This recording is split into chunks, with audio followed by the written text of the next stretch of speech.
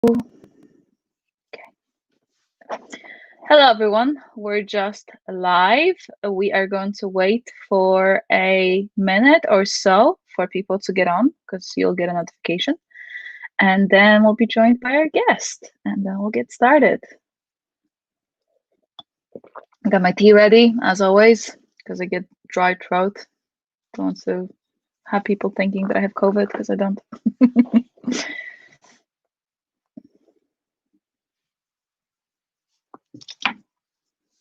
Okay, we are good. Okay, where did Prince go?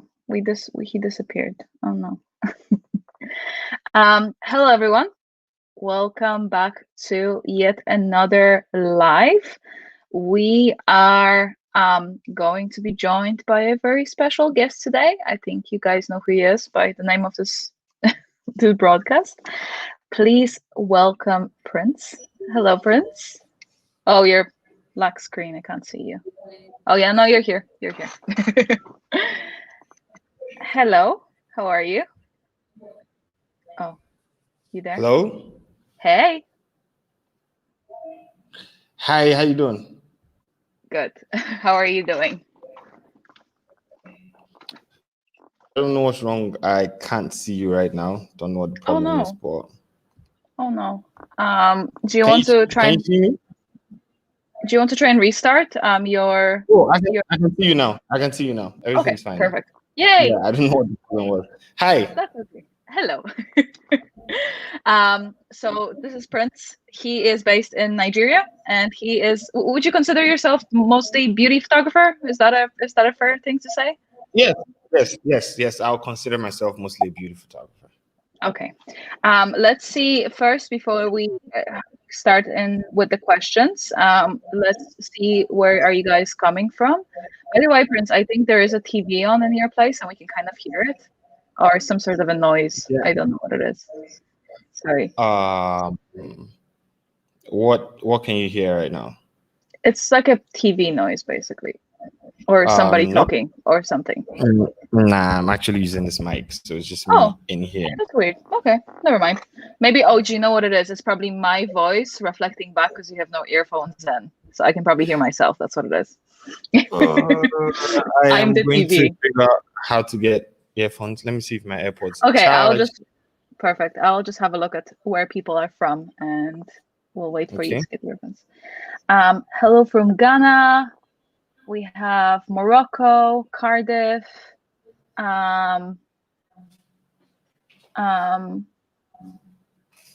There's some Hungary. That's a pretty good crowd. Okay, we're gonna get started. So first, can you please introduce yourself? Can you let us know, your background? How long have you been doing photography? How did you decide on beauty and so on? Just give us a general introduction of who you are and what you do. So my name is Prince. My real name is actually Prince Olagoke, but it was kind of a nickname. It's Meyson, so Prince Meyson, and I started photography back in 2012. That was when I started photography back in 2012, and from when I started photography, I immediately delved into beauty photography. I remember seeing some images that I loved and they were beauty. And the first thing that caught my eye was, how did they make the skin so smooth and nice? And that was when I said, okay, I want to touch images like this. I will strive to make sure my images are like this. And that's how I became a beauty photographer. It was something that was really rare in Nigeria at that point. A lot of people were doing portraits. A lot of people were doing mostly weddings. But beauty photography was just not there in Nigeria. Probably just one photographer was doing it at that point. So when I saw some images that I really loved, I was like, I want to take headshots like this. Yeah, that's interesting. And that's how I got into beauty photography. So you've been pretty much doing it from 2012. You started straight away and you were doing it since then. Yes. I started in 2012 and I have been doing it since then. Before then, I was a graphics designer. Okay. And so what made you switch from doing graphic design to doing photography? Was it just that you preferred photography, or? I feel like graphic design was more of a means to an end for me. It wasn't something I loved doing. So it was like, okay, I'm broke. I need to do something to make money. So hey, you now do use Photoshop. So why don't you just do something for people? And in the process that I found photography, and I stuck with that. Yeah. So, what were your biggest challenges when it came to doing photography? Was it, what was the most difficult aspect? Was it like learning the light, getting the models, the retouching part? I think the most difficult aspect for me for photography was I would say it was lighting. I think that was the most difficult aspect when I started photography. It was lighting. Another thing was that because when you're in Nigeria, you're kind of like stuck with shooting in the studios, because going out and shooting outdoors is quite difficult. There are quite a number of rules that kind of restrict you from shooting outdoors as a photographer. The police will be on your neck if you go out because of some, I don't know. It's just like terrible shooting here outdoors. Then you have touts, so you have dogs outside that will Hmm. disturb you when you're shooting outdoors. So mostly I had to restrict myself to shooting in the studio, and I had to figure out how to light properly in the studio. And that was like my biggest challenge when I started. Hmm.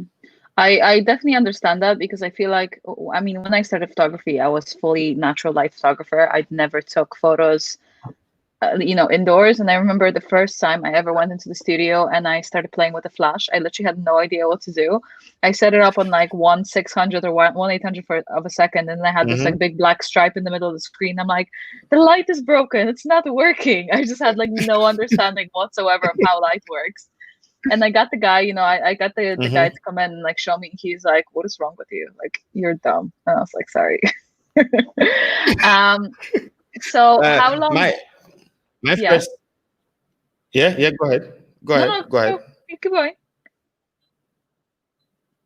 I think I was going to say my first experience with Flash was so bad that the client refused to pay me for the pictures. Yeah, you know what? It was a struggle for me as well. Like it was a difficult one, and I feel like when you start photography, Mm-hmm. and if you don't have like proper training in lights, it's so overwhelming because there's so many elements to consider when lighting your subject. Like the how high the light is, what direction is it facing? Is it like facing down? Is it facing up? How far is the model from the background? Like as soon as you move the model from the Yeah. background or move the light from the background, everything changes. So there's just so many variables that you have to control. And if you don't have that Mm-hmm. understanding, it's just so tough. Especially when one thing goes wrong and you just don't know how to fix it, it just becomes a problem. Then everything starts going wrong from that point. So yeah, That's the lighting was thing. pretty difficult when I started. Yeah. And then how long did it take you then to figure out, because you said that you saw that one photo and you liked the retouching. How long did it take you to learn how to retouch the way you retouch it now? How long did it take you to like your retouching? Hmm. I would say I kind of like got my final style, which I don't think still final, last year. Hmm. Okay. Yeah. Do you know what? It makes So sense because yeah, I've been doing photography since I was pretty much 16. I started very young. It was like what 12 years ago mhm, now. Um, but I feel like it's yeah, only been maybe the last year or two where I kind of really feel my style and I feel comfortable in yeah, the style of the images that I have. Because before that, I was okay. I felt like I was getting somewhere, but I wasn't fully getting there, and it was so frustrating because I saw the yeah, potential, but I just wasn't getting there. And now finally I'm kind of at yeah. the stage where I'm like, okay, I do a shoot, and most of the time I'm happy. Not always. There's shoots where I hate the images still, but that's just Yeah, that's I just feel like life. as a photographer, after you're done with one photo shoot, you just tend to move on from it. Like it just seems like there's something better waiting for you in front. So Yeah. it's okay for us to feel like we don't have photo shoots that are always, Yeah. quote unquote great. But I think for retouching, my biggest problem was I did not understand dodge and burn for like the longest time, and I think that now boils down to retouching dark skinned models, because I feel like that's where there is quite, I think, some problem. When you retouch light skinned people, dodge and burn is quite easy, but for dark Yeah. skinned models, dodge and burn is pretty difficult. So I feel like that was the problem. I did not understand dodge and burn for the longest time. And because I did not understand dodge and burn, I did not see myself as a really, really good retoucher. I wanted to be able to do everything and now find the balance, in everything I was doing. So I feel like that was another thing. That's another reason why I would say last year was when I started liking or loving how I retouched my images. Yeah, that's one of the things that I definitely want to touch on, because when I post my photos with darker skin models, I always get the same question: how do you work with darker skin? How do you color grade? How do you do this? How do you that? And I guess from my point, I never really understood it because I'm so used to working with different skin tones that I don't really find it an issue. But I think a lot of people do. So I guess, are there any I did speak to you before this live, and you did tell me a few things that you do. So if you could just like let us know what are the best ways to approach first color grading and then second editing skin, because as you said, dodge and burn is a bit different, because I presume with dodging and burning and highlighting, the skin might look quite ashy, right? Because the dodge is Yes. like, Yes. yeah. Yeah. When for color grading, the first thing I always do, like, okay, after retouching my images, that's when I color grade. So the first thing I always do is hue saturation and reduce the reds, because I've just noticed that dark people tend to have more reds in their skin. So it's like just hue saturation, always drag down your reds and your yellows a little bit, because that's where like the skin tones kind of like hang in between reds, yellows, oranges. So I always drag those sliders down. And after that, I use my levels, adjustment layers, pulling my blacks, pulling my whites, till my image or till the skin is a little bit contrasty, and then the rest I always tweak with what do you call that? Selective color. I feel like selective color is my favorite tool when it comes to color grading. I'm going to show your Instagram quick, just for people in case somebody doesn't know your work. So this is your, I really love this image. I think it's such a beautiful photo. It's that's Think natural light, right? Or is that studio? yes, that's natural light. That's really beautiful. And it's did you shoot it on like a very shallow depth of field? Because the blur is just Yeah, insane. I think it was 2.8. I think it was 70 to 200 Oh, at 200 mm 2.8. okay. Wow, that's amazing. So Yes. I'm just a bit blind, so I'm like, what? That's really beautiful. I saw this image and I was like, That's fine. wow. Oh, I'm getting there. I'm getting blind.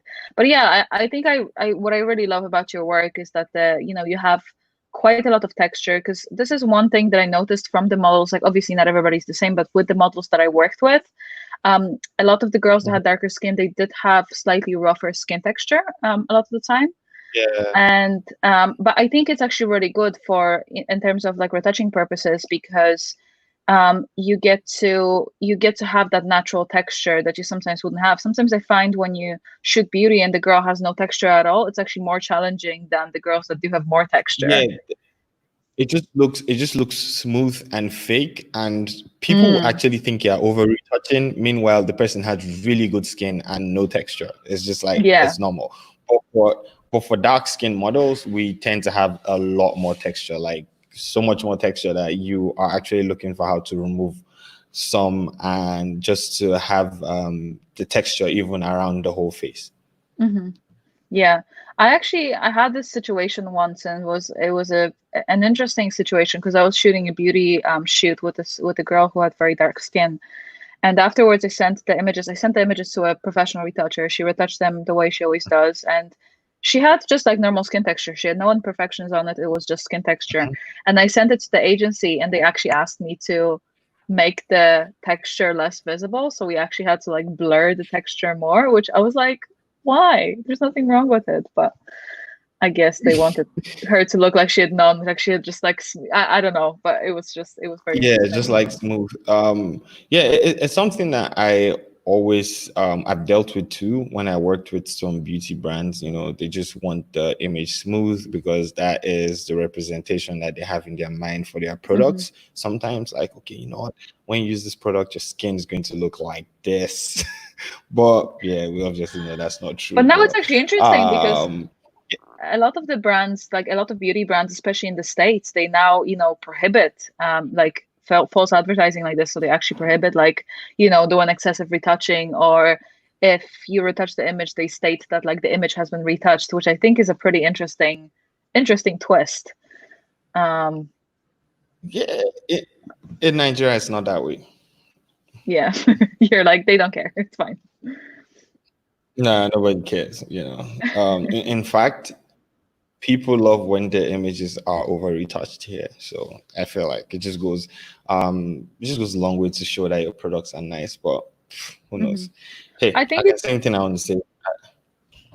I feel like it's the same though, because like I see it a lot in Poland because I'm originally from Poland, and then Poland and Russia, they tend to retouch their images much heavier and much more intense. While, for example, in Ireland, if I shoot, there isn't really much beauty work here, but like even if I shoot the tutorials and stuff, they're way more pared back and they are more kind of like the Mhm. London style, the very minimal kind of clean style, rather than Yeah. having that really like Hmm. heavy like this. I think especially with like with Eastern European retouchers like Russians, they're very specific about the retouch, the way they have the skin texture and the sharpness, and I personally really like it, especially Yeah. for beauty photos, because I find it's really nice, but I think some people just find it a bit too much, which is fair enough.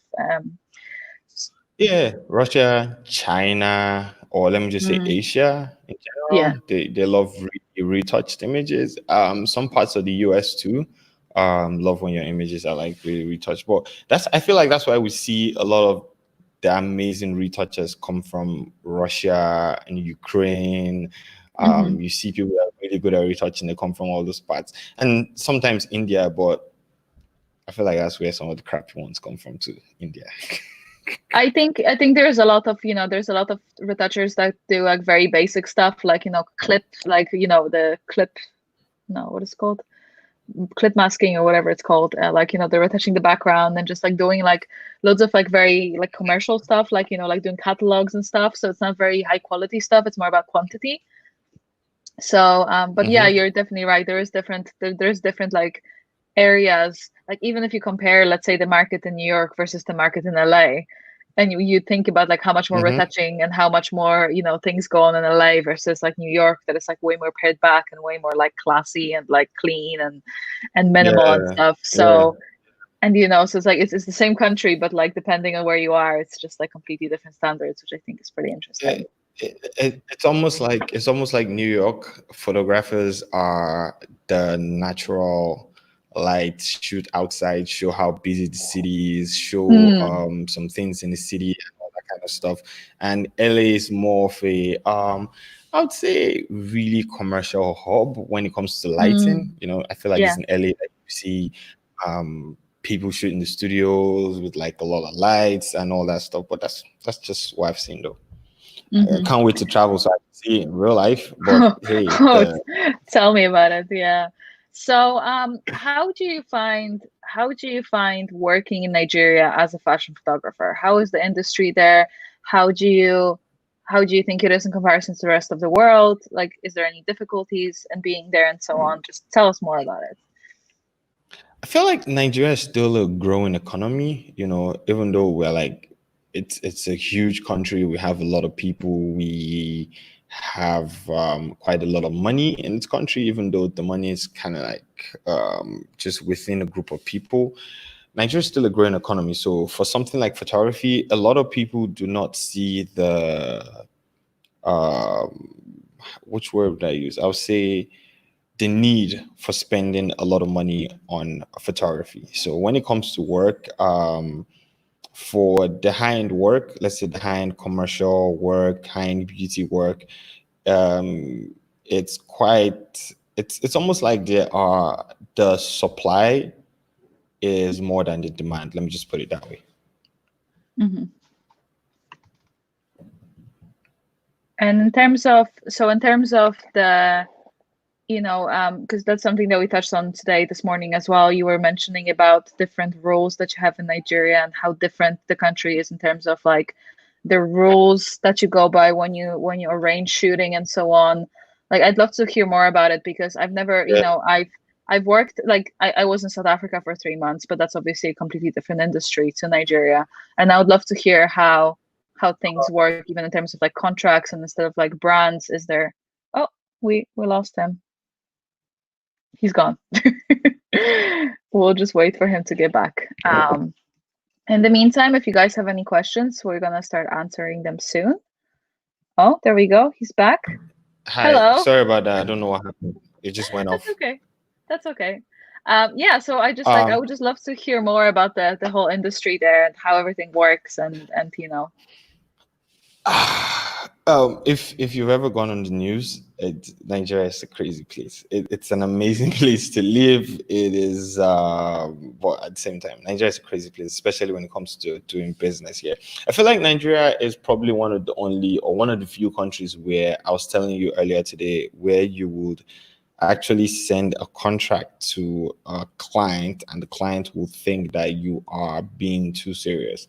Like, oh, this is just a small job. We don't actually need you to send the contract. Mhm. It's like just tiny job. Why are you sending the contract? And at the end of the day, there are problems with payments. I feel like there's this whole idea that you don't pay people. I feel like there's this whole idea that you don't pay people completely in Nigeria. You don't pay people the whole money for the job while or before they do it. When they deliver the job, then you now pay the rest, and that causes a lot of problems because you deliver a job and the client doesn't want to pay, or the client picks one thing that is wrong in the job and that way she or she does not want to pay for it. Then obviously you didn't sign a contract at the beginning, so Mhm. it's problems here, problems there. I shot weddings at the point and I stopped because they'll pay you a certain amount before the wedding and you are like, oh, you have to complete the payment on or before the day of the wedding. Then you go to the wedding and the payment's not ready. After the wedding, the client's like, oh, it's fine, just deliver the pictures, we'll have your money paid. You deliver the pictures, and I can tell you for a fact that I think I'm still owed like maybe $3,000 to $4,000 if you actually change dollars till dates because of Wow. weddings. Yeah, and the case does not go anywhere. You go to the police station and the police will say, oh, come on, just talk to the person, they'll pay you over time. And when you bring, and this is not me saying anything about the Nigerian police, but once you bring the case there, it's like, oh, you have to pay the police, you have to pay the person. Yeah, so but what I have done now is that I work mostly with corporations. So I work in the corporate world right now, and working in the corporate world, you just don't have those type of issues. Everybody in that sector, most people in that sector are quite professional. So you guys have an agreement, you sign a contract, you send your invoice, you get to work. After you're done with work, they pay you. So that's part of the reason why I actually do not work with individuals anymore. It's just too many issues every time. Mhm. And is there a big beauty market in Nigeria? Is there like a lot of beauty brands and stuff? No? No, there are a lot of makeup artists, but obviously you can't shoot for makeup artists alone because um, they are not corporations, they are individuals and they Mhm. can't afford to pay the type of money that you'd want for the amount of time you're going to spend retouching and all that stuff. Mhm. So beauty brands, very little. I would say maybe two, three that are pretty big, and I'm big in Nigeria, and the rest are just a lot of makeup artists. So no, And if what you're going to about do beauty for a living in Nigeria, you're going to be so broke. it's the same in Ireland actually, because I think here we only have like one or two brands. One of them is owned by an Hmm. influencer, the other one is like a local small brand that never shoots. So it's like there's literally no industry. Like if you want to do Hmm. beauty, you have to either go to London or go to LA. Like sometimes I talk to my friends in Yeah. LA because the industry there is so big and they tell me about the like, 30, $40,000 jobs and I just like want to cry. I'm like, this is I not gonna fly here. I have done one job that was pretty big, but it was not a Nigerian brand. It was a brand in the States that wanted to, pay for pictures because they wanted dark skin models, and I did that Okay, job, and it was over $20,000. It was over $20,000. Yeah, that's the highest I've been paid for pictures. that's great. I mean, that's amazing. That's the thing. It's good that, I guess with beauty, the beauty of beauty is that you can pretty much shoot it anywhere in the world. Like the brand doesn't necessarily have to be in Nigeria for you to Yeah, shoot it because it's more about the Mhm. models. Like it's not like you have to even wear the clothing or anything. It's just like the model's face. So it definitely does help, I'd Yes. say. So Mhm, then mhm, mhm. would you say from your work then, other than with corporations, what kind of stuff do you do? Do you do just like corporate portraits or Corporate portraits, and they are the easiest things to shoot in the world. They are so easy to shoot. All you have to do is go with like a two light setup. You have one in front and you have one at the side. You have background. They just need pictures that are clean and clear to put on their website. That's one. Then Mhm, another thing I do is that I film documentaries for corporate organizations. That's something that I don't talk about on YouTube or on my Instagram. It's just like my small production company I have on the side. So we do all okay. of that. I have in-house video editors and I have DPs that work with me. I DP myself. So that's just the Mhm, part where I do not show on YouTube because as much as I love doing it, it's not something that I am as passionate about mhm. as my beauty photography. I just want to show people as well your, because you do have a YouTube channel, which I actually didn't know about. I knew your Instagram, but I didn't know your YouTube channel. And I was looking for links. I'm like, you have a YouTube channel like that. So if you guys are looking for retouching tips or, editing, do you do mainly editing on your YouTube, or do you do like light setups and stuff as well? Thank you. Yes, I have this. I've been doing this since 2016. I've Wow. tried to be consistent since 2016. Let me put it that way. Yeah, that's great. Yeah, so you guys make sure to check it out. All his links are going to be down below in the video anyway, or they are already. So if you want to check anything out, let me know. Sorry, I just lost the stream. Okay, it's here. Um, okay, we have a few questions, so I'm going to just pop them on the screen and Okay.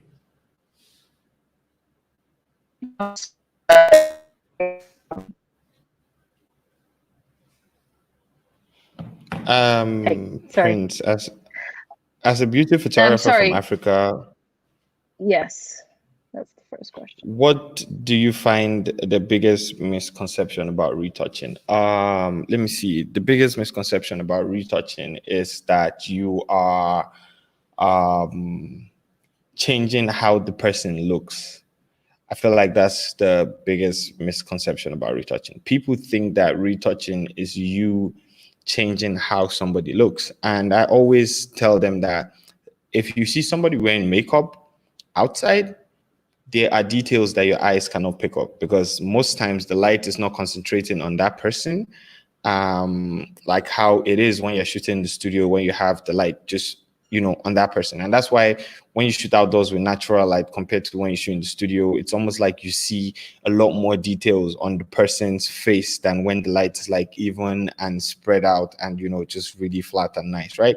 When the studio, you're just Hmm. pointing the light at somebody, and that way you see a lot more imperfections than you'd see on a normal day where you're just looking at someone. Even while you're shooting at the studio, sometimes you take the images back to your PC and you're like, oh, I didn't see this thing on this person's face while I was shooting in person, right? Because it's concentrated on the person. Then another thing, nowadays we shoot with cameras that are 25 megapixels, 40, 60, some 100 megapixels. Cameras like that tend to show a lot more than the eyes can see on a normal Hmm. day. So and that's where retouching comes in. Retouching for me is just removing all those imperfections so you see the person the same way you were seeing them on the day that you shot them, just Hmm. as beautiful as they were that same day. That absolutely agree. Like I had a situation a few times, especially when I was shooting beauty, and there's so much detail where the models had like really extreme peach fuzz on their face, and it's just something that you don't normally Mm-hmm. pick up, but because it was so up close, it like there was just so much hair everywhere, and it's just like, how do you deal with it? It's so challenging, and it's just obviously normally an eye wouldn't pick it up, but because it's like because it's such a close-up photo, you can see everything. So definitely, I think there's some retouchers that do change, especially like things like noses and stuff, but I don't really agree with it. I never let anybody like change the model's features other than like just cleaning up the skin and so on. So I do stand by that. Somebody commented saying that you were releasing your masterclass in 2 days. Is that true? I don't know what's wrong. This is breaking up. Sorry, what did you say? This is breaking Sorry, up for a bit. that's okay. Can you hear me okay now? Okay, yeah, I can hear you now. Sorry, the network here Yes. is terrible. That's okay. That's okay. So someone said that you are releasing your masterclass in 2 days. Is that true? Yes, I am.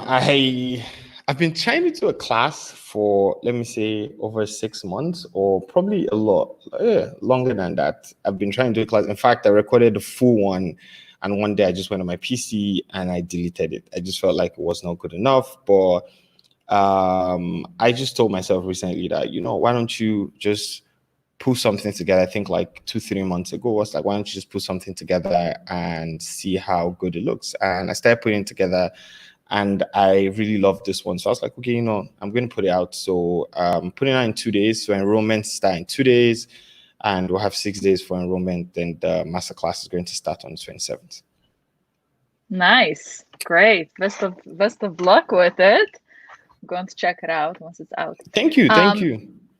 Yeah, you so should actually put yours out too. How to retouch your images. Like your images, I I don't know. I think they're yeah. yeah. I've been working on my workshops for such a long time now. I filmed them in Bali. There's like 3 workshops that I'm supposed to push out, but it's just like I just keep postponing Mm-hmm. it, and I'm supposed to keep working on it, and I'm not working on it, and it's really bad, but I'm trying my best. Yeah, I think you just put it out. Just put it out. Just be like me. Just say, you know what? I'm just going to put this out and forget about it. That's basically it. That's what I should do. Okay, so there's more questions. Oh, somebody said, Emma said, you both are my favorite photographers, literally. Love you both. Love from Michigan, USA. Thank you very much. Thank I'm you. sorry. Thank you. I'm sorry. My mom is screaming outside of my door. Um, the joys of living at home. Beauty. Um, I have learned so much from you both, from retouching close-ups to swimwear photo shoots. Yay! Oh, we got my Thank editor you. on. Baha said, same goes from for Libya and Malta. Contracts are overlooked or seen as sort of a threat. Yeah, I think that's what it is. Maybe like a lot of companies that are not used to, or like a lot of models that are not used to signing contracts. Whenever you give them contracts, they kind of get overwhelmed and they're like, oh, I'm not sure what to do. Like, should I sign it? Like, is this okay? Like, what's happening? I guess it is kind of like this Yeah, kind they of. just get scared. It's almost like you're taking their life away. That's how I feel. It's just like you want to take their life away. Like, 'cause I feel like it's because from this part of the world, people have just seen other people sign contracts, and they're like, oh, because this person signed the contract, they held the person to it, and this and that. So I don't know. I don't know. We have Irene in the block. Hello, Irene. She is asking, what do you look for in the model? Who is the model you dream to work with? By the way, Irene, I am such a huge fan, and this is crazy. She's asking me a question. Are you kidding me? It's Irene. She has like, I feel like, I feel like I've sent Irene a message too, just for you guys out there that you probably look at people that you look up to and you feel like they don't get into other people's DMs. Oh my God, you have no idea. If I love somebody, I'm going to send the person a DM. So what do I look for in a model? I feel like the first thing is the features, like facial features. How does this person fit into the type of work that I do? So for a lot of people, I feel like a lot of people just shoot models, whichever model they can find. But for me, it's always like, okay, how does this person look? The facial features. That's the first thing. The second thing is the person's skin. And I tend to shoot like a lot of dark skinned people, and that's because I feel like it's not just because I'm in Nigeria, but because I enjoy the challenge of retouching dark skinned people. And there's always this wow factor when people see a well retouched dark skin model. It's always like, wow, this person looks really good. So for me, the first thing is facial features. Secondly, the skin tone. Thirdly, let me see, what else do I look for again? Neck. I know it's crazy, but how the person's neck looks. So some people just don't have a neck. We're thinking of like Ed from 90 Day Fiance. I've been binging. I'm sorry. It's just like No, um it's fine. it's fine. Okay, so another question. how many times agencies or fashion brands weren't satisfied with your work, and will you accept if they ask you to reshoot it? How many times? Let me see. So when it comes to, let me see, have I ever had, I feel like, yes, as the photographer, there's always going to be a point where you do a job for somebody and the person would not be entirely satisfied with it. But I've never been in a position where I've had to redo any work because the client did not love it. Because what I always do is that I talk to my clients before I do any job. And when I'm working with my clients, I always let them know that, look, for the most part, I'm just a photographer and I'm working with your idea. So it's always like you are side by side with me throughout the photo shoot. If I take a picture, I'm showing you and I'm asking you, what do you think about this? Do you think this is good? If you feel like it's good, then that's great. I'm like, okay, great. Or do you feel like we should add this, add that? Now, I live in a country where I have learned that when you are doing paid jobs, except the person says, I give you creative freedom, all the creative freedom you want, and go ahead and whatever image you create, I'm going to accept it.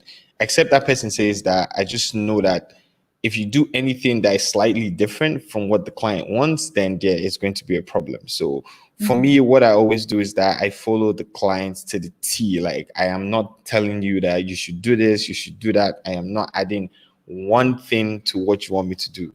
I'm just going to go straight with what you want me to do, except we talk prior to the photo shoot and you say, oh, I want your ideas. I want you to do this, do that, do that. Then at that point, I'll just bring my ideas into it. That's why I feel like as photographers, at the end of the day, we tend to not like paid jobs as much as we like our personal work.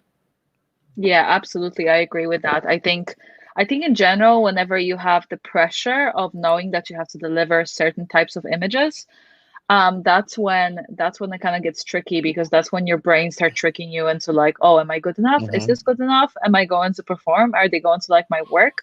And as you said, I think every client has certain expectations of the work in their head, even if they don't think that they do, because a lot of people don't think that they have a certain expectation. They think that Yeah. they'll be like, oh, you just do whatever you want. But then when you do whatever you want and it doesn't match their expectation in their head, they like freak out and they're like, this is not what I want, this is not like working Ex- for me, and you're like, god damn it. mm-hmm, mm-hmm. So definitely I agree, just like, either having like your client on set, or being in communication with them, like sending them like behind the scenes shots, sending them like little previews, so they can kind of give you live feedback, rather than like doing the entire shoot without communication and then being like, oopsie, it just saves everybody a lot of work, I Yeah, think. yeah. You just have to learn to be on the same page with your clients. And there are times that I've worked with clients and I feel like the work is terrible. Like, I'm like, these pictures are so bad. I really do not want my name on them. Nobody should tag me on Instagram that I shot these. And the client is so excited because it Yeah. fits exactly what the client wants. And he or she, they're like, oh my God, you're the best photographer in the world. Nobody's better than you. And I'm just like, just don't tag me on Instagram, please. You're like, thank you, but don't tag me, it's fine. Yeah, I definitely feel like that as Yeah. well. And it's so funny because like for the longest time now I've been doing mostly YouTube, so I've been doing mostly my stuff. And now I actually have Mm-hmm. I have a job next week. It's like my first job like in months. And I'm like, the Oh, client was wow. like, yeah, yeah, yeah. So the client is actually in the UK, and they're like, they're doing a collection with one of the like Irish influencers. And she was like, yeah, just send me like Mm-hmm. the photos of the location so I can see beforehand. And I'm like stressed, like sweating already. I'm like, oh no, like, is it going to be like, I'm going to have to go and like research locations and just make sure that everything is perfect exactly how they want it. And it's just like this pressure. When I don't have this pressure, it's fine. But like the minute I get the pressure, I just like freak out. So it's like, Yeah. So another thing I noticed is that you are like, let me not say you, but a lot of photographers abroad tend to pick the locations for their photo shoots, right? yeah, Even when you work with clients. yeah. Here, nah. You know what? You like the clients, you pick the location, you pick the models, you pick everything you want to pick, and Hmm. let me come and shoot. Because once one thing goes wrong, the client is holding you responsible. Like, Yeah, that's So the thing. yeah, I Yeah, always and try to run away from all that. yeah, and it's a tricky one because it's always good, like, if you do, even if you stick to, like, to the brief, to the T, and they still don't like the photos, it's easy for you to become the scapegoat Mm-hmm. for the whole thing, being like, oh, you're just not you're Yes. just not, you're the Mm-hmm. person that Mm-hmm. screwed up, and it's not necessarily the case, but it's just, you just have to roll with the Mm-hmm. punches. Mm-hmm. Okay, so we have another question. What is your favorite light setup? My favorite light setup is just your typical butterfly light setup. But yeah, just one light, your butterfly light setup. I feel like you can never go wrong with it. It's always just there, just So have for like a nice yeah. So for those people who don't know what a butterfly setup is that the one where you have one light above and then like a reflector below, kind of like that, or Yes, so you just have yeah? one light up top and you have a reflector below, Hmm. and the reflector just bounces the light back. Some people use two lights. They have like a light with like a lower setting below, Hmm. but I just prefer the reflector. It is my go-to setup almost all the time. It is really, really easy. It's just the best beauty light setup. Then you can go crazy with it. You can use like a big octabox. You can use a small beauty dish. You can use the light itself without any modifiers. You can just do whatever you want to do with it. But that's my favorite light setup. Hmm. And in terms of your beauty imagery, right? Because you said you shoot mostly like commercial stuff for clients. When you shoot beauty, is it just mostly tests that you do then? Just fun stuff that you want to do, or how does it work? Yes, yes. For my beauty, it is mostly personal projects. Most of the time, it's personal projects. Sometimes I shoot for clients, but because it's not what I want to do, it does not make it to my page. I feel like my work is appreciated outside Nigeria a lot more than it is appreciated in Nigeria. So, um, I did a shoot for a client, I think some months ago, and they were like, "Oh, we love your work. We want our images to look like yours, just beautiful." And I got there on the day of the shoot. I took the first few pictures. I showed the client. I'm like, "Look at this," and client's like, "Oh, just move back a little bit. I want the person to show a little bit more." I'm like, "Okay, fine." Took another picture. The client is like, "I think you should just still step back just a little bit more." I'm like, oh, okay, cool. Then before I knew it, like I'm showing the whole shoulders, and I'm just like, I'm not posting this on my page. This is not what I Yeah. want to shoot. So, yes, most of the work on my page are personal work. Yeah. And I think it's really good to see, because I feel like a lot of people that, I don't know if you get the same questions on your channels, but a lot of people on YouTube always ask me, they're like, oh, like, should I be doing free tests? Should I be doing stuff that, doesn't pay me?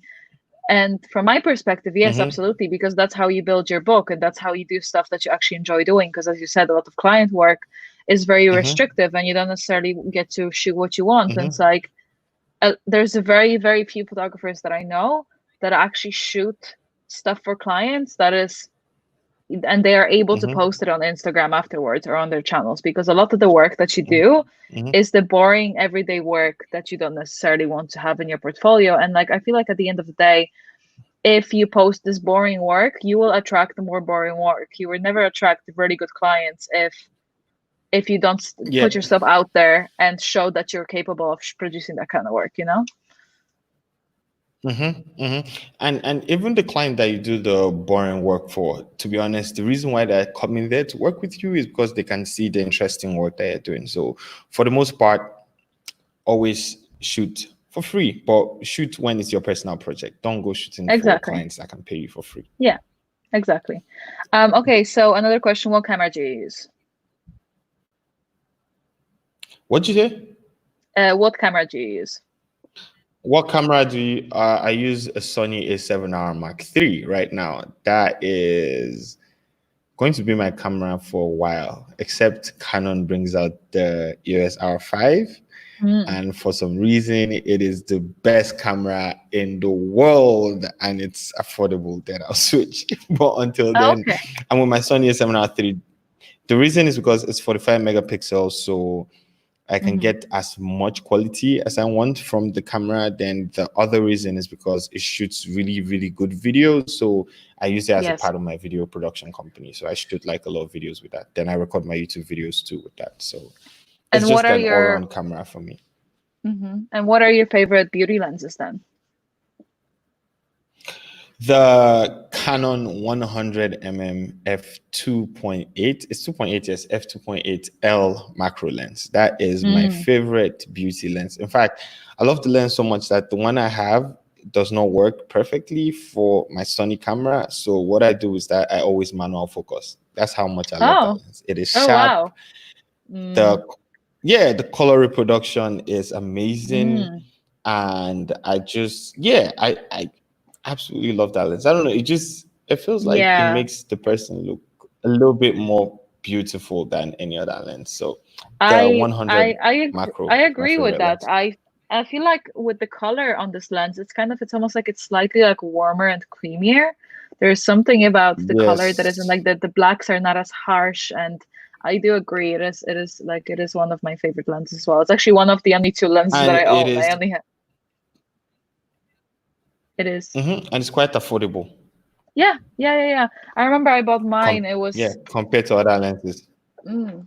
Oh, one thing that I wanted to ask because we did discuss it earlier today as well. You mentioned about camera shops in Nigeria. Can you tell everybody what it's all about?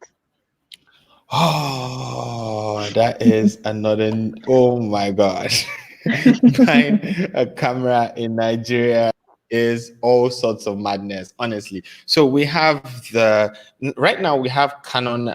Nikon has been in Nigeria for a while. We have Canon, we have Nikon, and recently Sony came to Nigeria. But the thing about those companies is their cameras tend to be a little bit more expensive. Sometimes I think before Canon and Sony came to Nigeria, Nikon's cameras were like really expensive if we were going to buy it from Nikon. And the reason is because it's not Nikon itself or Canon or Sony that has a company in Nigeria that basically just franchises. So somebody that has money will go buy a franchise and come open a branch in Nigeria. So Mhm. it just makes the cameras really expensive if you're going to buy it from those people. Now, if you want to buy cameras, you have to go through the everyday camera market like everybody does, the normal people that just have shops that stock up cameras themselves and they sell.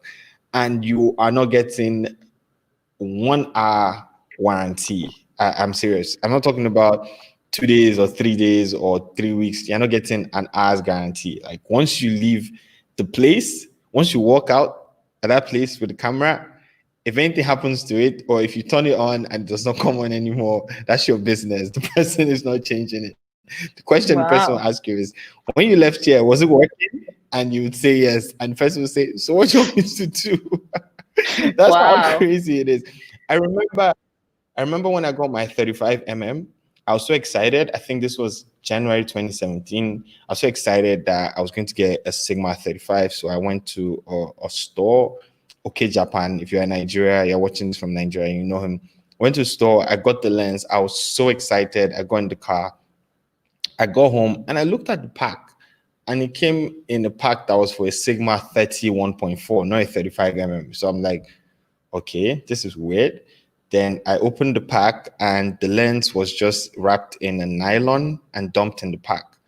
So I called Oh, them and I said, yo, I just bought a new lens from you guys and this is what it came in. And they said they don't know what I'm talking about, that they sold the 35 1.4 for me. And if the lens in the pack is not a 35 1.4, then I can bring it back. But if it is, then they don't know what I'm talking about. So yeah, that's how crazy it wow. is. You buy a new camera, you get home, you open it, you check the shutter count, and it has 10,000 on it already. Wow. Oh my God. That's rough. And do you have any sort of like, okay, the camera shop itself doesn't help with it, but don't you have any sort of like Nikon warranty that you can send it off to, or like, like a repair shop like that is owned by So right now, I think Canon right now, if you buy directly from Canon, or what they have done since they came into the market is that they have some few sellers right now that are certified. So if you buy from those people and you have any issues, you are not taking it back to the seller. The seller is just going to Mhm, direct you straight to Canon. So you go to Canon with your mhm. receipt. and Canon will try to sort out whatever problems you have right now. So that's the good thing that the Canon franchise is doing right now, right here. But if you're not buying from any of those sellers and anything happens to your camera, you're just going to have to go to a repair shop yourself. And the repair guys, there is no assurance that they'll get it. A lot of them, like my Sony camera right now, I bought it from the States, but the memory card, if you put it in it, it does not like stay. So you have to close it for it to stay. Okay. Like it would not just stay if you put it in it. Mhm. And I have refused to give it to any repair guy. I don't want the camera to come back and it's not even reading the memory card. So, but that's how Yeah. crazy it is. You know, it's Nigeria. We are used to it. You know, when I'm talking to somebody outside Nigeria, they're just like, "Oh my God, that's crazy." But you know, for us, it's like it's normal here. So yeah, it's fine. Yeah. That's interesting. Okay, another question from Baha. How do you plan on shooting beauty post-COVID since makeup, hair, and overall, since it's just close-up, intimate sorts of jobs? How is the situation there anyway? Are you guys still like Am I restricted in taking photos or? are we still under sorry, I didn't get that. Would you ask again? So I was just asking, how is the whole situation with the virus going on? Are you guys still in quarantine? Are you allowed to shoot? Oh, we lost them again. The internet. Sorry, I'm very behind on questions, but there's a lot of them. Trying my best. Okay, we're back. We I'm are sorry. back. How do you That's okay. how do you plan on shooting beauty post COVID-19 since makeup, hair, and the overall since the close up? Oh, in Nigeria, when we had 200 cases, they locked the whole country down. It was like, oh my God, this is crazy. You know, the whole COVID thing is going to get you. We're all going to die and everything. And now we're over 10,000. And it's like, you know, it's fine. Just open up the whole country. Everybody get back to work and just be safe. Good luck. Mhm. So the country is opened. I would say 100% right now. There's a curfew at like 10. So at 10 o'clock, everybody has to be back in the house. I think they've done that because of clubs. They don't want the clubs opening up. I feel like that's the only reason that I can think about right now. But how do I plan on shooting beauty? I feel like it's not just beauty is going to affect. It's going to affect everything because almost for everything you have to do makeup. You know, for portraits and all that. But we just have to be safe, I guess. That's it, because eventually the world has to move on. Business has to move on. Businesses have to move on. If we don't, then we're just going to go broke and we'll probably all die of hunger. So we're just going to be safe. I think that's it. Yeah, I think I agree with that. Oh, Jesus. Sorry. No, it's That's fine. okay. I'm still here. Um, okay. So, what is one of the most eye-opening photo projects you've covered? Question for both of you. The most eye-opening photo project that I have covered. Let me see. Eye-opening photo project. I don't know what they mean by eye-opening, honestly. I'm not sure. I guess maybe like a most groundbreaking one that you had. I'm not sure, to be honest. Robert, if you're still here, clarify for I us. don't. I don't have. I don't think I have a groundbreaking project. Honestly, I just feel like any work I do personally that makes it out and a lot of people see it is groundbreaking for me. I mean, Mhm. I'm talking with Anita Sadowska, and I have Irene in the comments. Everybody is fangirling Come over on, Irene, guys. by the way. Can we just take a second?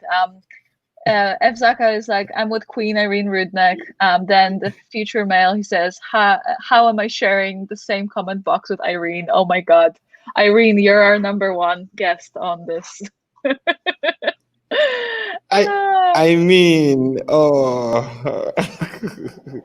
that's very sweet of you. Yeah, we were just talking. So Prince actually messaged me years and years back to retouch my photos, like back in 2017, and I didn't reply to you. I'm sorry.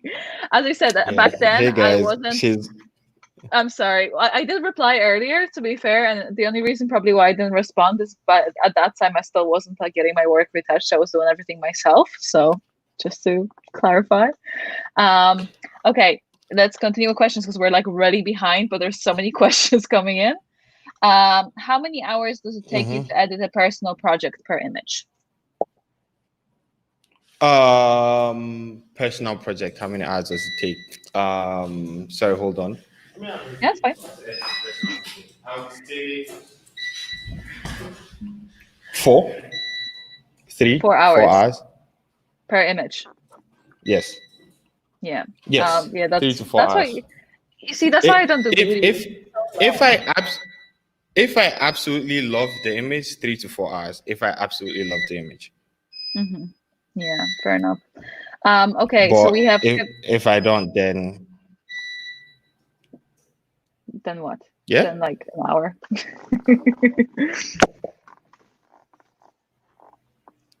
Hello, can Yeah, you all hear me? I'm here. yeah, yeah. Can you hear me?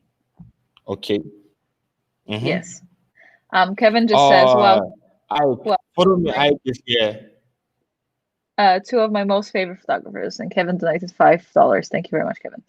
Um, well, this question: how do strangers react when you ask them for a photo shoot? I would never ask a stranger for a photo shoot because I have a crippling social anxiety. But how about you? Do Um, you ask strangers for photo if shoots? you, if you, well, on Instagram DMs, like, hey, hi, I feel like being verified is just it just makes you feel like you're larger than life on Instagram because people just tend to want. I'm serious. It's like you send a message, and because there's a verified tick on your name, the person is going to click and open it, and they just feel like you're legit. So if you're talking about asking strangers, I do it on Instagram. I'll say, hey, what's up? I like to shoot you sometime. I hope you don't mind. If you love to work with me, then um let me know when. And a lot of people reply, then a lot of people don't reply. I mean, Yeah, it's fine. that's the thing. It's just like you have to try. It's just like sometimes you get people replying straight away. Like if I get in touch with models, I do usually get Mm-hmm. in touch with them through Instagram as well, and usually most of them reply. Or if they don't, they just ignore you, and that's it. So it Yeah. goes both ways. Okay, Mm-hmm. so uh, Trevon Grant asks, how do you keep your images consistent? Is it the same camera settings all the time, or is it done in Camera editing? sensor. I feel like my images are always different. I feel like they are always different. So it's crazy how people see them and they think like I keep them consistent, but I just feel like my images are always different. One, two. Then I also think that as a photographer, it gets to a point where you just find the style that works for you. Now, for me, I have a style that works for me from shooting to retouching. So it's almost like I follow almost that same blueprint, except once in a while you just feel like, okay, let me just do something different. Let me try something different. But it's like you shoot with the same camera, you retouch with the same PC. It's almost like the same camera profile. I don't feel like the your aperture affects your color, honestly. So it's almost like the color is always the same. You use the same everything over a period of time. You get used to it, and all of a sudden your images just look really consistent. I feel like Mhm. that's what's happening with me right now. Yeah, I agree with that too. Okay, we have another question. Which light source do you prefer for beauty shoots, LED or flashlights? Um, no, no, definitely not LEDs. I don't know why LEDs tend to have a funny color. I don't know. It's the color. I don't know. It just looks funny for me. And another thing is that with LEDs, you just don't have the ones that are powerful enough for you to shoot with high apertures. And when you have the ones that are powerful enough for you to shoot with high apertures, the model will probably not be able to just stand in front there staring at the light consistently. So for studio beauty shots, I would definitely pick a flash. Then outdoors, I love natural light, but there Mhm. aren't just a lot of places to go out and shoot in Lagos. Yeah. Okay. So another one. Who do you like to shoot most? Signed models or random talent you find out and about? Who gives better imagery? A model that is signed for the most part, they get trained, so they tend to know how to pose better, how to like they know the angle that works better for how their face looks. So I would say I would prefer to shoot a professional model sometimes, but there are some occasions where you just meet somebody that is not a professional model and they just look so good that regardless of what they do, the images come out great. You know, there are just people like that that they just have the features, they just look really, really good and they are not signed. So I don't feel like there's any preference. But the only problem that I have is I don't know if this is everywhere in the world, but if you're not like a really popular photographer, it is hard to get signed models, especially in Nigeria. Like in Mm. Nigeria, right, it's really hard to get signed models. So for me, I have crossed that part where I have to struggle to get signed models. But if you're not really big, then it's hard. So I'll just advise you go for people that are not signed. That's actually another question that we have. Fellow Nigerian here, how do you find your models starting out? Start with people that you know. So that's what I did. So for me, it was always like, oh, I know a makeup artist, and the makeup artist is like, oh, I'm going to bring my friend. My friend looks good. Why don't we just do makeup on my friend? But the thing that I feel like a lot of people miss is that a lot of people just want to go from starting out to being professional photographers. They don't want to go through that whole process of learning with people, that whole process of growing with people. There are a lot of makeup artists and models that I started with that have traveled the world to shoot, that are now like really big makeup artists and really big models. So it's like you start with some people and you gradually get better. And as Oh no.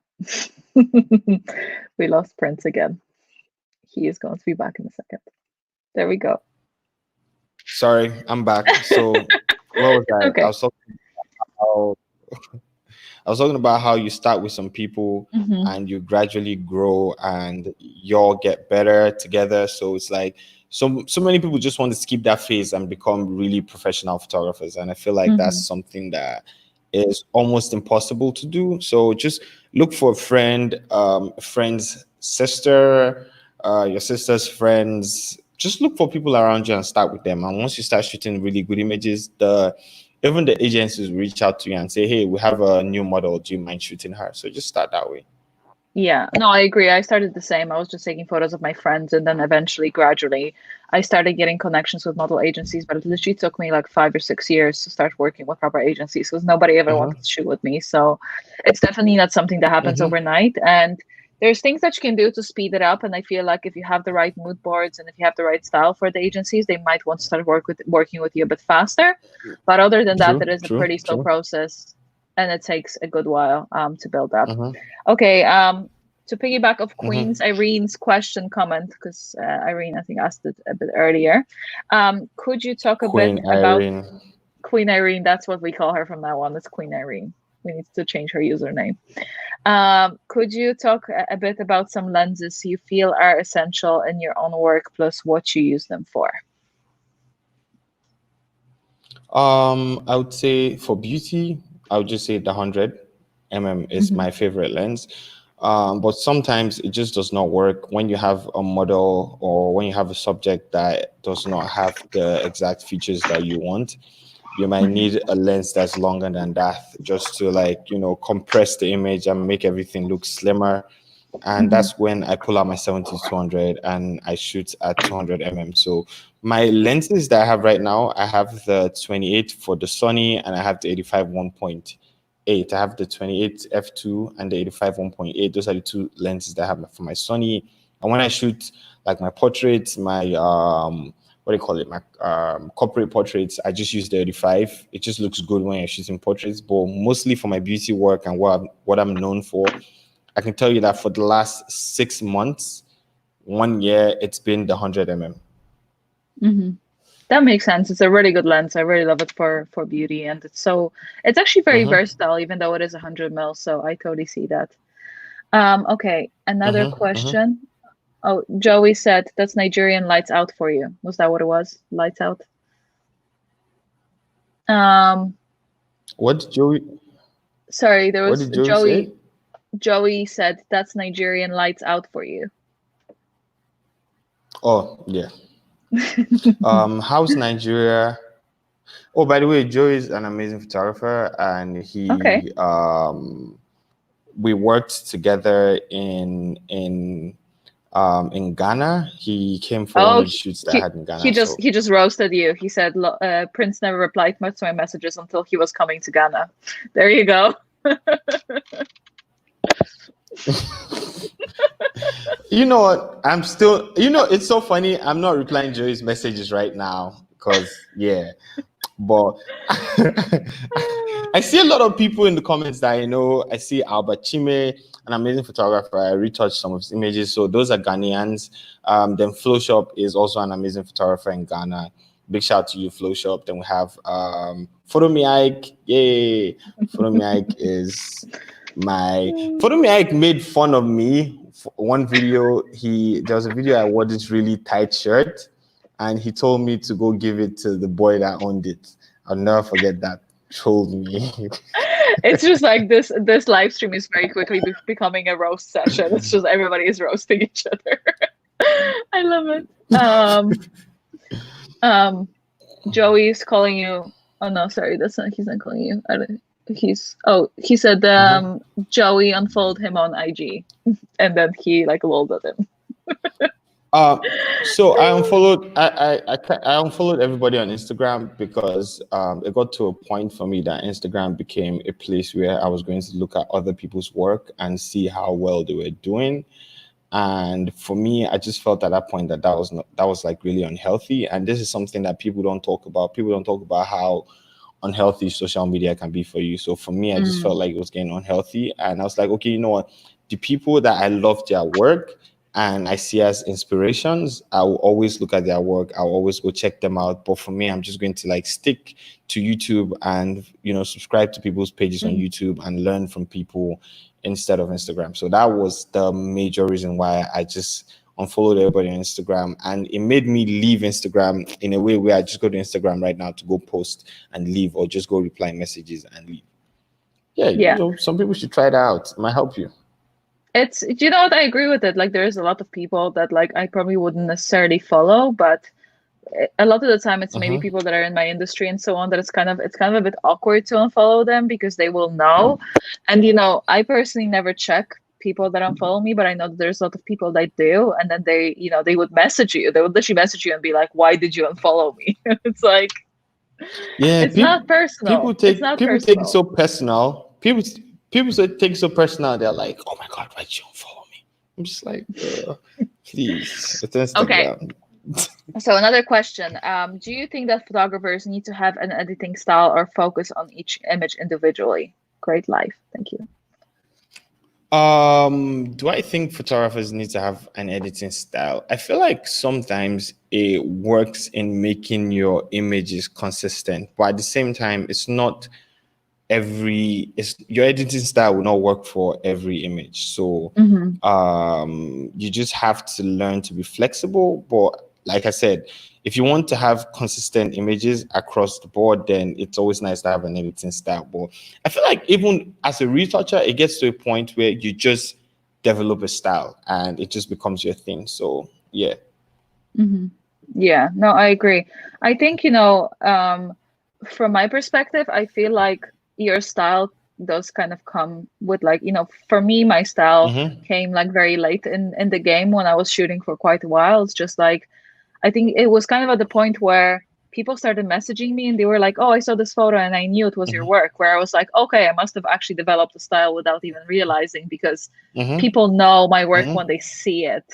And I think that's the kind of turning point for me where I was like, okay, like I've been, doing consistent color grading and stuff. So I think that's where it's at. Okay. I had another one here. I'm just trying to like sort through like all the bickering that we have going on between Joey and Photo Make and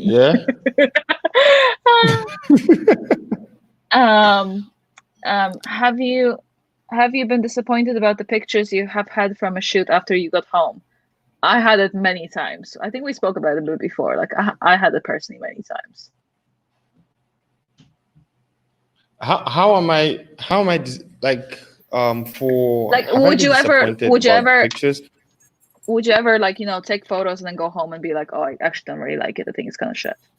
Yeah. Sorry, hold on. Wait. Huh?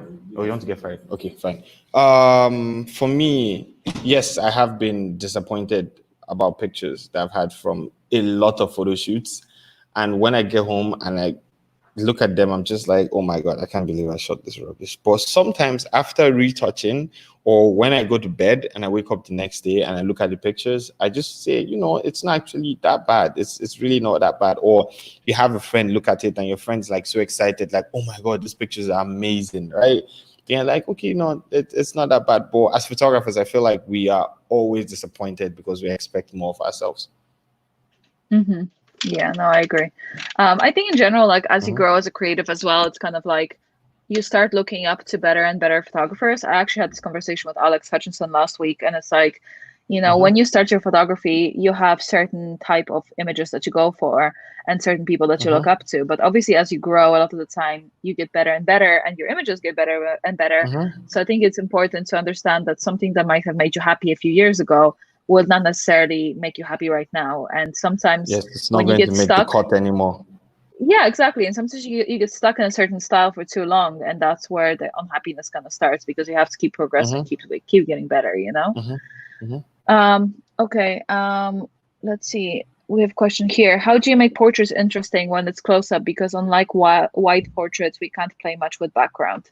Do you talk about props and how to create new ideas while it's a headshot?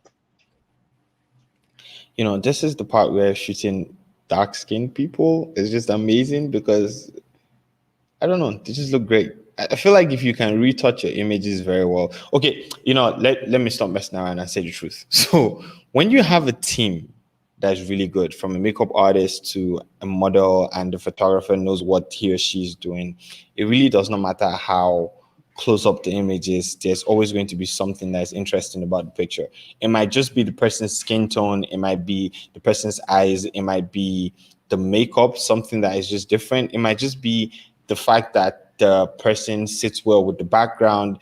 It's just like for beauty, there is always something that stands out when you shoot an image. And if you can make something stand out, like I said, it can be the person's lips, it can be anything. Sometimes it's just how nice and how even the skin textures are. So anything can make a close-up portrait really interesting, and unlike wide shots where you are really worried about so many things that happen in the background and all that, this you're just really focused on the person's face, and that way you can just pick out certain things that look really nice. For me, for the most part, it's always how I retouch the skin, and that's what has kept me going for such a long time, and that's why is making people and still making people has been making people and still making people love my images. So, and right now Mhm. I've been messing with lights a little bit more, with makeup a little bit more. For the longest time, I just want the clean makeup because I don't want anybody to do anything that's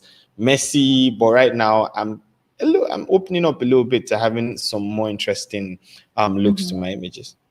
Yeah, I think that's the thing. It's like if you do beauty, I think twisting it up or make like switching it up with makeup, that helps for sure. Other than that, in Mm-hmm, terms of props, you can use stuff like flowers, things, like even the photo where your model was wearing the beautiful headscarf, stuff like that always mm-hmm. mixes it up a tiny bit. Yeah, Having models try different hand poses, but just something that's natural. You don't want them to be like, because that's not that. or like the I, ones where they just like dig into the face. It's I, just I it's I not a look. still I still struggle with hand poses till date. Still struggle with that It's thing. very, I think it's just like, to be honest, I think a lot of the time it comes down to your how comfortable your model is with them. If your model's not very Mm-hmm. comfortable with her hand movements, it's going to be difficult because you can be the best at posing, but if the model has like stiff hands like this, it's going to be hard to be like. But sometimes Yeah, some girls, I just yeah. see with certain girls, they're just like super delicate and they just have those like beautiful like finger movements, and it's just like sometimes it doesn't Mm-hmm, happen. Um, mm-hmm, mm-hmm. another one, another question from James Parrish, Anita and or Prince, how do you see the industry changing after Corona? I've had this question on pretty much every single live, and I think I have the same answer. I see, industries that are opening back, like in, for example, Australia is pretty much fully back open in Yeah. terms of industry, and it's like Mm-hmm. it seems like nothing has changed. Like, I mean, they're obviously a bit more cautious. They have like makeup artists wearing masks, but Other than that, everything is Yeah. back to normal. So I don't think it's gonna change that much. Yeah. It's just going to be a slower start, but once it keeps up, it's gonna be back to normal, I think. Yeah, like what you said, nothing's going to change. Like I feel like apart from, okay, weddings, there are no weddings right now in Nigeria. So that's why people are not doing makeup. So no weddings, no parties, because we love parties here. Oh my God, you have no idea. We are like the kings and queens of partying in Nigeria, in the world. Trust me. I don't think Okay. that any other country that parties as much as us. But yeah, so apart from that, I feel like once everything gets back, everything's just going to go back to normal, and people are going to go about their business. Yeah, I think so too. Okay, Joey's asking, how'd you go about culling your pictures before post-production? I work on Um, mine in Lightroom, and I do presets first and I edit. How about you? Capture One. I work on mine in Capture One. I just use numbers, pick the ones I love, and the other ones I probably never look at them again until maybe a few months later. Then sometimes if the images are so much, sometimes I use Photo Mechanic, but not all the time. Like rarely use Photo Mechanic. Mm-hmm. I feel Yeah. like that's for people that Okay. shoot weddings. So we have another one. Anita, the field seems so saturated. How does a person stand out in photography in this day with an age with cameras everywhere? You just do you. You just be the best version you can be of yourself and just create images that really inspire you. And if you really feel your work and if you're really progressing and getting better, you will get noticed because yeah, there's so much of everything. There's so many artists, there's so many photographers, there's so many makeup artists, but I feel like there is space for everyone because the internet is such a huge space and there's so many people that can follow you and all this kind of stuff. So I feel like at the end of the day, I think you just need to have something that is special to you and something that makes you stand out, and that's how you get people to notice you. Do you have anything to add to that, Prince? Um, Is there? nope. It is so saturated. That's how we all feel right now. So just do you and just and maybe I feel like some people don't wait till they find their style and that thing that is different from them. A lot of people go into photography looking for fame first, wanting to be known instead of actually working on themselves and finding the style, something that works for them before going to look for any other thing. So for me, it was more of a, I love retouching, so just do your thing. I never thought it would get me to the point where I'm talking to you or Irene, or where I'm going to know photo me. I'm serious. Like I never thought it would get me to that point. So it was more of a just do Mhm. you and just love what you're doing. And yeah, then you get noticed. And always remember that um you being popular does not actually now mean that you're going to make money from whatever you're doing. So Yeah, popularity does not equal money. People always forget that. absolutely. Absolutely. No, I agree. And, in general, I think when you think about it, though, at the same time, like, because people say when the field is so saturated, look at beauty bloggers. How many beauty bloggers there are in the world? There's like literally so many of them. And a lot of them are still getting Millions. work. So it's just like, it's about consistency, about showing up every day, about, Mhm. doing your work and just, smashing it. Yep. Do you think different weather conditions in different parts of the continent affect the results of your images? Yeah, definitely. Like you see Yeah. people in let's say people in the UK tend to have a lot more smoother skin. Let's start with Hmm. that than people in Nigeria, because of the sun here is like a lot more, and people there tend to have like cleaner skin tones, and here we have like a lot more variation because apart from the weather, people there are just, I don't know, more, they're just open to better products for like skin and all that than here. Then another thing is that I feel like we have a lot more dust in our atmosphere here in Nigeria. Honestly speaking, like I have my windows closed 24/7, and every few days I still have to clean the dust off my table. So it's like there's so much more dust here, and you might not see it, but once you take a picture here, it looks a lot more different than when you take a picture with almost the same exact settings outside Nigeria abroad. So yeah, different weather conditions, different parts of the world just tend to mean different looking images. Absolutely, I agree with that. And I mean, even if it's like sun or, or if it's raining or if it's overcast, it will affect the photo so much as well. So What are some of your things you're working on in your career to make your game better? Let me see. I think for me right now is lighting. I want to be able to play with my lighting a lot more than I did before, and I'm going to work on a few shoots over the next few weeks. The reason why I haven't been showing is just because I was working on the masterclass, but I'm going to work on a few more shoots and just be a little bit more creative with my lighting. I feel like that's what I'm going to do over the next few weeks. Then I'm trying every day. Every day I sit down to retouch, I try to improve my retouch and I try to learn something new, not on purpose, but it's like, oh, you face challenge and you're like, oh, wow, this is how you can actually make this, better. So yeah. Hmm. Yeah, that's great. Another one. What do you think about watermarks? I think they suck, honestly. Yeah. I think like at the beginning of I think everybody at the beginning of their photography, they always like put watermarks everywhere and stuff, and then you realize that they don't do anything. If people want to steal your work, they'll still steal your work. They are just ugly. They're just ugly as shit. They're so ugly. And it's just there's no purpose in them. It's just like if somebody wants to steal your work, they'll steal your work. But a lot of the time, if you put watermarks on your work, people will probably not want to steal it. It's If you the know what I first mean. thing. Yeah, it's the first thing you see when you open an image. That is the first thing you see. I don't care how beautiful the image is. The first thing you see is the person's watermark. I Yeah. hate them. My watermarks used to be so huge because I was trying to like make that I'm the person that shot this image, right? Then I Yeah. just realized that over time people tend to trace, they'll see this picture somewhere and they'll be like, oh, who shot this thing? And some people even go into the comment section if you're not tagged to see if they tagged the photographer that shot it. So I don't like watermarks. I don't think people should use them.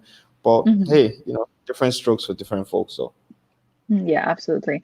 Some Giuseppe asked, do you have any advice when joining an agency, first time being approached by an agency? I have not been approached by anyone. I just feel like if you're going to join an agency, make sure it's on your own terms and make sure you're joining in a way where you still have the freedom to do any other thing that you want to do and you're not held to anybody's terms. So as a photographer, remember the major reason why you're doing this for the most part is because you're freelance. So you want to be able to take your own time into your own hands. So just be careful when you sign Hmm. contracts.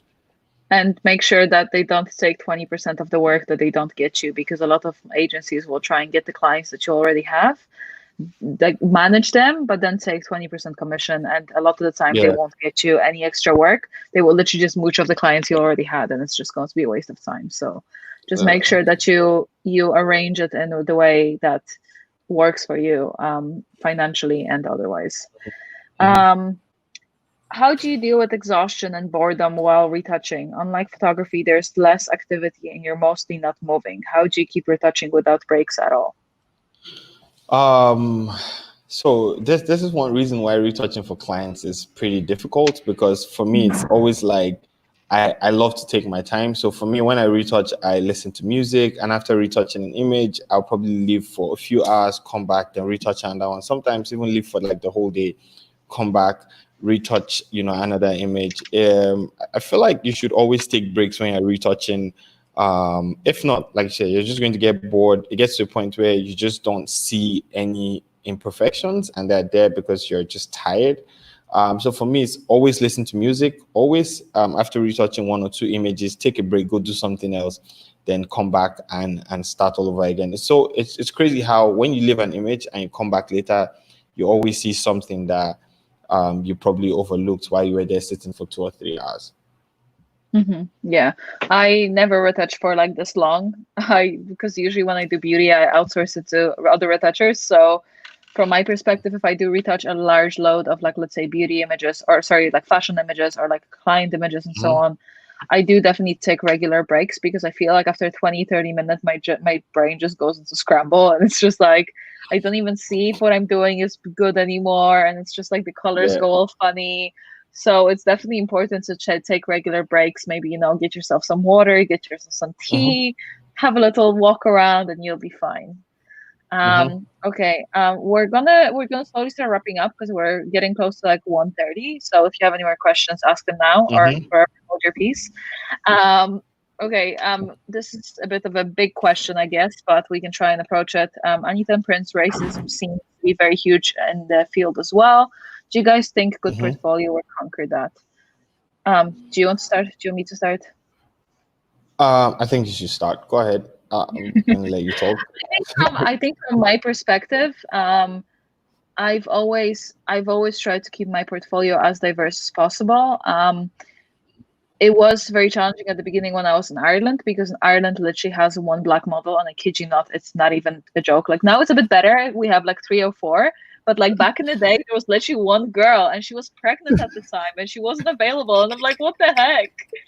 But even that, like I still managed to shoot with her, and it was just always something that I wanted to do. It's not because you want to tick boxes. It's just I always was really Hmm. interested in shooting with darker models and Asian models, and just in general with everybody. Like I want my portfolio to be diverse. So I think in general, in the ideal Hmm. world, I think we should all strive for diversity. There is this thing on Instagram Hmm. popping up where you see like all the clothing brands having like all white models, and then like since last week, it's all like girls Hmm. of color, like diversity, and it's just like you have to Hmm. consistently show up, not just when you're called out, and I think that's the problem. Hmm. Hmm. So I think for me, it's always find something that you're good at doing and keep doing it. And there's always going to be an opportunity for you to make it in whatever field you're in. So if you're a photographer, I never looked for light skinned models to shoot. Obviously, they're not available where I am. And if I'm ever in a country where, there are light skinned models, or if I'm in a country where there are Asians, or I don't know, just different people, different races, I'm definitely going to photograph them because, it's pretty interesting. But for me, this is all I have. I'm just like, I'm here and it's just dark skinned models. And it was just like, do the best you can with this. And eventually, whatever opportunities you're looking for will definitely, open up for you. We all know we live in a world where there's racism. We all know that, it's been that so many people around the world are fighting for equality and all that. We don't know when you're going to get to that point where you're going to have equality. So for me, it's always like lock out a lot of these things as much as you can, whenever you can, when it comes to work, and just do your best. And hopefully, the opportunities will open up for you. That's all I can say about the stuff. Hmm. Baha is asking, if a person wants to become a retoucher on the side or full time, how can they approach others to work on their images on a time for print basis, or how can they find images online to work on? You ask people to just It work on their images, and then they don't reply like me. Yeah, just ask people if they want to. Oh, we lost Prince again. Almost there. Yeah, I think I'll just say that. Oh yeah, Uh, he's back. I'm I'm Hello. I'm tired of this going up. Hi, I'm just If tired of this going up. So yeah, just ask people if they'll retouch, if they'll let you retouch their images, and if they're like Irene, don't reply. But if they're nice, then they might. Well, that's the thing. It's like a lot of people will give you their images for free to just like edit. If you know photographers, it's always a good thing to just ask them and be like, "Hey, can I just retouch your stuff as well?" There's ways to approach it. Hmm. James is asking, Yeah. where is a good place for photographers to come together as a community where you can learn together? Photography shows. I don't know. I've never been to a photography show, so I can't really say. My I community don't. is online, so. Yeah, try communities on Facebook. I don't know, WPPI, PPA, never been to anyone. Hopefully, sometime in the nearest future. But maybe just try a lot of these communities on Facebook. There are quite a lot there. Just search for photography groups. You find a lot there. Oh my God, we have so many questions coming in. I'm like, okay, let's wrap up, and everybody's like 300 questions. Um, Sorry, I'm just looking for ones that aren't. If you don't have if you don't have a lot of funds, you don't have a good feeling if someone steal your work and put his name on his page. This is why watermark needed for some photographers which are not famous. I still don't agree with the watermark. I think at the end of the day, people will steal your work regardless. It's like I know it's frustrating, especially when you start Hmm. out, but I just don't think that it's it's just ugly. It just Mm-hmm. makes your images ugly. And from a perspective of a professional photographer, if I see someone putting a watermark, it is kind of like a way of saying that you're not necessarily a professional, because at least in my field, like nobody in the fashion world would put a watermark on their photos.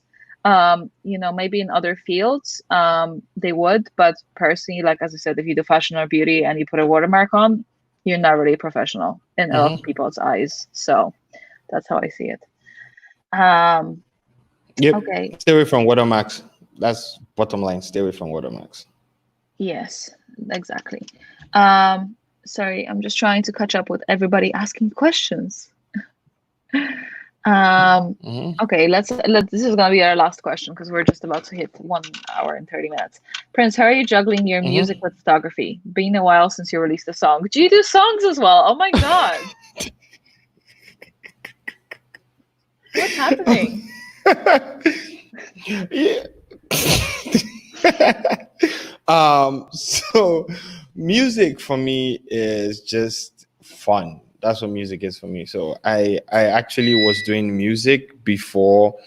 I think I was doing music for like 6 7 years before I started doing photography, Mhm, and it was just something I was really passionate about. And after I started photography, I met up with a few photographers that were doing music too, and I have a few friends that are still producers and all that stuff. So once in a while, we just get together in the house, we make music, and I just put music out, not because I'm trying to be a musician or anything, just because I really love music, and it's just a part of me. So I just put music out whenever I feel like putting it out. So soon, I'm just going to put stuff out mhm. again really soon. Yay! I'd love to hear. I need to hear that. You need to send me some of your stuff. Okay, very last question. Again. Joey, at what Mm-hmm. stage does statement gear doesn't matter become invalid?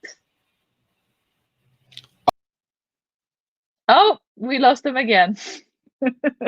I think it's time to go. From my perspective, I think, you know, I think Sorry, I'm gear. back. Oh my God. You're back. You're back. Okay, Oh my last God. question, and then you won't be Yes. kicked off again. At I think what from my perspective, stage yeah, does at what stage get? does statement gear doesn't matter become invalid? I think for me, it comes invalid when your gear limits you, but really, really limits you in some way. If, for example, I don't know, you want to shoot beauty, but you don't have the right lens for it, that's when it becomes invalid. If it's just Mm-hmm. like, oh, you just don't Mm-hmm. have the newest camera, then I don't accept that. It's just, Mm-hmm. Yeah, when they say gear does not matter, I feel like it's a very specific statement. When they say gear doesn't matter, like, oh, let's say you're shooting in the studio and you have a Canon let me just say like a small Canon camera that can still take, really good pictures. It's almost like just use what you have to get the Mhm, most that you can with the camera, because there's some people that still shoot amazing images with the camera that you have right now that you feel like cannot take really good pictures. But when we're talking about specific photo shoots, like you're going out to go and shoot wildlife pictures and you want to go and shoot a lion with like a 51.8, then there's a problem, or mhm. like you Yeah. said, you're in the studio, you're trying to shoot like a beauty image and you have a 16 to 35 lens. At that point you probably can get something that is really stylized, but you really cannot get images that are going to pass as professional beauty pictures. So yeah, at that point it's quite easy to know as a photographer at what point you gear does not matter, phrase becomes irrelevant. Yeah, I agree. Okay, let's wrap it up. It's been a pleasure having you on here. Thank you so much, Prince, for joining us. Thank It you. was amazing. Thank you so Thank much you for for all having those. me.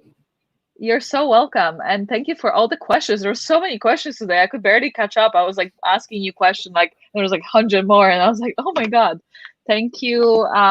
Thanks everyone that joined and asked questions. I hope you guys have a good day, good night, wherever you are in the world.